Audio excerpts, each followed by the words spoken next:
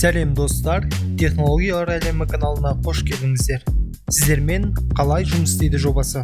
Бүгін біз сіздермен күн электр панельдері қалай жұмыс істейді, сол туралы сөйлесетін боламыз. Күн электр энергиясы жаңғыртылатын энергия көздерінің ішіндегі потенциалы жоғары энергия көзі болып табылады. Күн панельдерін ойлап табу жалпы адамзат тарихындағы күннің жер бетіне шашатын сәулелерін өз пайдасына қолданудың екінші мүмкіндігі болды. Ең бірінші мүмкіндік күн термальдық электростанция көмегімен энергия алу болған. Алайда өзінің төменгі пайдалы әрекет коэффициентімен және экономикалық тиімсіздігімен электростанцияның бұл түрі жалпы қолданысқа ие болған жоқ. Бұндай станцияда бірінші күн сәулелерін бір жерге шоғырлап, сол арқылы суды қайнатып буға айналдырып, кейін бу генераторлар көмегімен электр тоғын алған. Ал күн панельдері болса түскен сәулелерді бірден электр энергиясына түрлендіреді. Сонымен күн сәулелерінің энергиясы электр энергиясына қалай түрленеді? Күн батареяларының жұмыс істеу принципі фотоэффект құбылысына негізделген. Күн панельдері жалпы рамаға біріктірілген фотоэлектрлік ящықтардан тұрады. Ящықтардың әрқайсысы жартылай өткізгіш материалдан жасалады, мысалға кремний. Күн сәулесі теріс зарядталған панельдерге түскен кезде жартылай өткізгіш олардың энергиясын қабылдай отырып қыза бастайды. Қабылданған энергия жартылай өткізгіште теріс зарядталған бөлшектер электрондарды босатады.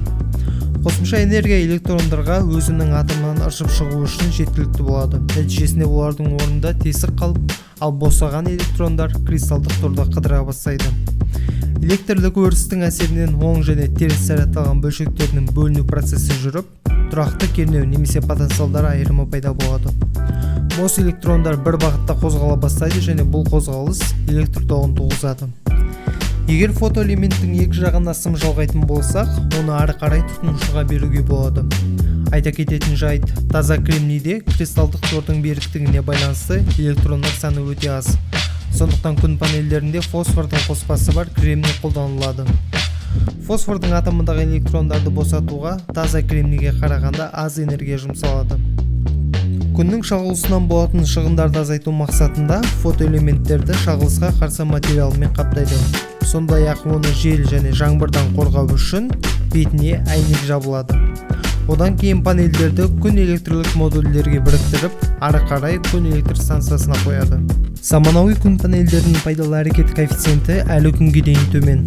Олар шамамен күннің түскен энергиясының 17-20% ғана электр энергиясына түрлендіруге қауқарлы. Жыл өткен сайын ғалымдар бұл көрсеткіштің шамасын көтеру мақсатында көптеген зерттеу жүргізуде. Егер күннің энергиялық потенциалын электр энергиясына толық болмаса да 50% жоғары түрлендіре алса, жер шарындағы экологияның жақсаруына және адамдардың өмір сүру деңгейінің өсуіне айтарлықтай үлес болар еді. Сіздермен болған қалай жұмыс істейді жобасы, келесі видеода біз жел электр станциясы туралы айтатын боламыз.